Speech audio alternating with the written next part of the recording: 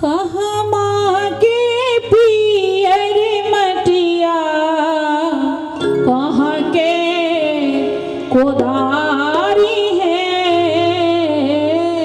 कहवा के पियर मटिया कहाँ के कोदारी है, कहवा के साथ सुहागी है माटी कोरे आई है, कहवा के साथ सुहागी है